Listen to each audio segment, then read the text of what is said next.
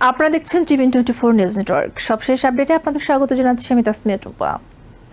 হামাসকে নিরস্ত্রীকরণ এবং গাজা থেকে ধাপে ধাপে ইসরায়েলি বাহিনী প্রত্যাহারের লক্ষ্যে প্রেসিডেন্ট ডোনাল্ড ট্রাম্প প্রশাসনের সমর্থিত 15 দফা পরিকল্পনা প্রকাশ্যে প্রত্যাখ্যান করেছেন ইসরায়েলের প্রধানমন্ত্রী বেঞ্জামিন নেতানিয়াহু।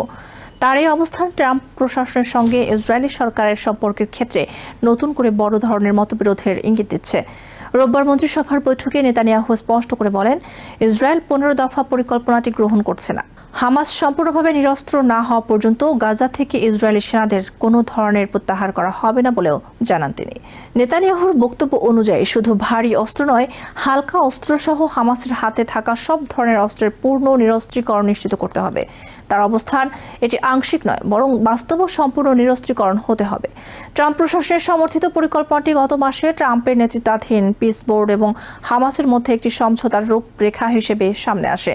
পরিকল্পনায় ধাপে ধাপে হামাসের অস্ত্র জমা দেওয়ার বিনিময়ে গাজার বিস্তীর্ণ এলাকা থেকে ইসরায়েলি বাহিনীর প্রত্যাহারের কথা বলা হয়েছিল।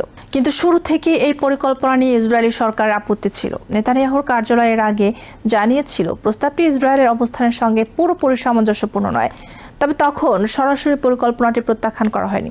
রোববার সে অবস্থান বদলে যায়। মন্ত্রিসভার বৈঠকে নেতানিয়াহু সরাসরি জানিয়ে দেন, ইসরায়েল 15 দফা নথি প্রত্যাখ্যান করছে। নেতানিয়াহুর এই প্রকাশ্য আপত্তি ডোনাল্ড ট্রাম্পের সঙ্গে তার সম্পর্কের ক্ষেত্রে গুরুত্বপূর্ণ রাজনৈতিক ফাটলের ইঙ্গিত দিচ্ছে। দুই নেতা চলতি বছরের ফেব্রুয়ারির শেষ দিকে ইরানের বিরুদ্ধে যুদ্ধ শুরু করেছিলেন। কিন্তু এরপর যুদ্ধ কিভাবে শেষ করা হবে, গাজায় ইসরায়েলের সামরিক অভিযান কতদিন চলবে এবং লেবানন সহ আঞ্চলিক সংঘাতের ভবিষ্যৎ কি হবে, এসব প্রশ্নে দুই পক্ষের মধ্যে মতপার্থক্য ক্রমেই প্রকাশ্যে এসেছে। ট্রাম্প প্রশাসন আশা করেছিল হামাসকে নিরস্ত্রীকরণের এই পরিকল্পনা গাজায় দীর্ঘদিন ধরে চলা অচল অবস্থা ভাঙতে সাহায্য করবে। কিন্তু নেতানিয়াহুর সর্বশেষ অবস্থান সেই উদ্যোগকে বড় ধরনের অনিশ্চয়তার মধ্যে ফেলেছে। ট্রাম্পের পিস বোর্ড গত মাসে হামাসের সঙ্গে সমঝোতার ঘোষণা দিয়ে এটিকে গুরুত্বপূর্ণ অগ্রগতি হিসেবে তুলে ধরেছিল। পরিকল্পনাটিতে হামাসের অস্ত্র ধাপে ধাপে হস্তান্তর এবং এর বিনিময়ে গাজার নিয়ন্ত্রিত এলাকা থেকে ইসরায়েলি বাহিনী পর্যায়ক্রমে সরে যাওয়ার কথা ছিল। কিন্তু ইসরায়েলের আপত্তির কারণে সে প্রক্রিয়া এখন অনিশ্চিত হয়ে পড়েছে। 15 দফা পরিকল্পনার মূল কাঠামো অনুযায়ী হামাসকে প্রথমে অস্ত্র সমর্পণের প্রক্রিয়া শুরু করতে হবে। প্যালেস্টাইনের একটি নতুন প্রশাসনের অধীনে এই অস্ত্রগুলো ধাপে ধাপে হস্তান্তর ও সংরক্ষণের কথা রয়েছে। এর বিনিময়ে গাজার অর্ধেকেরও বেশি এলাকা থেকে ইসরায়েলি বাহিনী পর্যায়ক্রমে সরে যাবে। পরিকল্পনায় শুধু হামাস নয়, গাজা ইসরায়েলের সমর্থনে হামাসের বিরুদ্ধে লড়াই করা প্যালেস্টাইনের অন্যান্য সশস্ত্র গোষ্ঠীর অস্ত্র সমর্পণের কথাও রয়েছে। হামাসের ভারী অস্ত্রগুলো নিষ্ক্রিয় ও সংরক্ষণ করার প্রক্রিয়া আমেরিকার সমর্থিত প্যালেস্টাইন কারিগরি কর্মকর্তাদের একটি দলের তত্ত্বাবধানে পরিচালিত হওয়ার কথা। এছাড়া গত বছরের অক্টোবরের যুদ্ধবিরতি চুক্তির কিছু অসম্পূর্ণ শর্ত আগে পূরণ করার কথা বলা হয়েছে। এর মধ্যে রয়েছে সামরিক অভিযান বন্ধ করা। তবে যুদ্ধবিরতি কার্যকর হওয়ার পরও গাজায় ইসরায়েলি হামলা পুরোপুরি বন্ধ হয়নি। প্যালেস্টাইনের স্বাস্থ্য কর্মকর্তাদের তথ্য অনুযায়ী গত বছরের অক্টোবরের যুদ্ধবিরতির পরও গাজায় ইসরায়েলি হামলায় 1000-এর বেশি মানুষ নিহত হয়েছেন। নিহতদের মধ্যে হামাসের জ্যেষ্ঠ কর্মকর্তাদের পাশাপাশি বেসামরিক নাগরিক ও শিশুও রয়েছে বলে প্যালেস্টাইনের কর্মকর্তারা জানিয়েছেন। 15 দফা পরিকল্পনা চূড়ান্ত হওয়ার পরপরই সপ্তাহান্তে গাজায় ইসরায়েলি বোমা বর্ষণ আরও তীব্র হয়। স্বাস্থ্য কর্মকর্তাদের হিসেবে ওই সময় অন্তত 20 জন নিহত হন। তবে পরে হামলা অনেকটাই কমে আসে। গত সোমবার ট্রাম্প প্রশাসনের মধ্যপ্রাচ্য বিষয়ক গুরুত্বপূর্ণ কর্মকর্তা নিকোলাই ম্লাদেনভ নেতানিয়াহুর সঙ্গে বৈঠক করার পর পরিস্থিতিতে পরিবর্তন আসে। ম্লাদেনভ এর আগে গাজায় ইসরায়েলি হামলার সমালোচনা করে বলেছিলেন, এসব হামলায় বেসামরিক মানুষ নিহত হওয়ার পাশাপাশি মানুষের জীবন রক্ষায় প্রয়োজনীয় চিকিৎসা সামগ্রীও ধ্বংস হচ্ছে। পিস বোর্ডের একজন কর্মকর্তা জানিয়েছেন, নেতানিয়াহুর প্রকাশ্য আপত্তি সত্ত্বেও গাজায় ইসরায়েলের পক্ষ থেকে কিছু সহযোগিতা এখনও দেখা যাচ্ছে।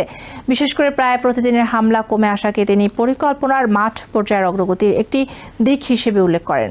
গাজায় যে কোনো ধরনের ছাড় দেয়া নেতানিয়াহুর জন্য রাজনৈতিকভাবে অত্যন্ত ঝুঁকিপূর্ণ হয়ে উঠতে পারে। চলতি শরতে ইসরায়েলে জাতীয় নির্বাচন হওয়ার কথা।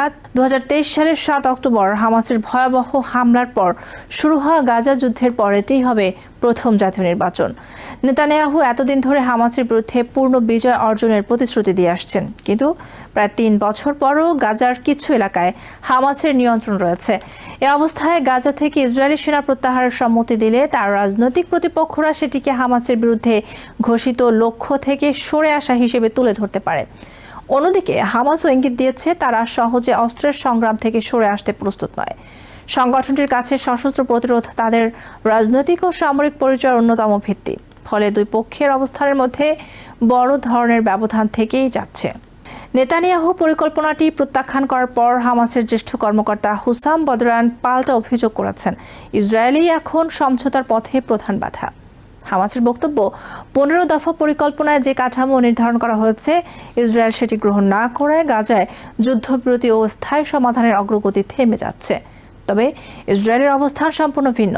দেশটির সরকার মনে করছে হামাসের হাতে অস্ত্র থাকা অবস্থায় গাজা থেকে সেনা প্রত্যাহার করলে ভবিষ্যতে আবারও বড় ধরনের হামলার ঝুঁকি তৈরি হবে।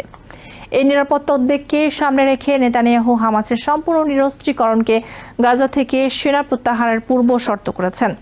15 দফা পরিকল্পনায় বলা হয়েছে, সব পক্ষ আনুষ্ঠানিকভাবে চুক্তি অনুমোদনের পর 14 দিনের মধ্যে হামাসের নিরস্ত্রীকরণের সময়সীমা চূড়ান্ত করার কথা। কিন্তু নেতানিয়াহুর প্রকাশ্য প্রত্যাখ্যানের পর সেই সময়সীমা বাস্তবায়ন করা যাবে কিনা তা নিয়ে বড় প্রশ্ন তৈরি হয়েছে। পরিকল্পনার আরও কিছু বিষয় এখনও আলোচনার মাধ্যমে চূড়ান্ত হওয়ার কথা ছিল। এর মধ্যে নিরস্ত্রীকরণের সুনির্দিষ্ট ধাপ, ইসরায়েলি বাহিনী প্রত্যাহারের সময়সূচি এবং গাজার ভবিষ্যৎ প্রশাসনিক কাঠামো রয়েছে। ফলে হামাসের অস্ত্র সমর্পণ এবং ইসরায়েলি সেনা প্রত্যাহারকে একই কাঠামোর মধ্যে আনার ট্রাম্প প্রশাসনের উদ্যোগ এখন নতুন রাজনৈতিক বাধার মুখে। সব মিলিয়ে গাজার যুদ্ধের অবসান এবং স্থায়ী রাজনৈতিক সমাধানের পথ আরও কঠিন হয়ে উঠেছে। ট্রাম্প প্রশাসন যেখানে হামাসের নিরস্ত্রীকরণের বিনিময়ে ইসরায়েলি বাহিনী প্রত্যাহারের একটি সমঝোতা কাঠামো তৈরি করতে চাইছে, সেখানে নেতানিয়াহু বলছেন, অস্ত্র পুরোপুরি জমা না দেওয়া পর্যন্ত ইসরায়েল এক পাও পিছু হটবে না। এখন সবচেয়ে বড় প্রশ্ন, ট্রাম্প কি নেতানিয়াহুকে পরিকল্পনাটি মেনে নিতে চাপ দেবেন, নাকি ইসরায়েলের শর্ত মেনে 15 দফা পরিকল্পনায় পরিবর্তন আনা হবে? আর সেই সিদ্ধান্তের ওপরই অনেকাংশে নির্ভর করছে গাজায় যুদ্ধবিরতির ভবিষ্যৎ এবং দীর্ঘমেয়াদী শান্তির সম্ভাবনা।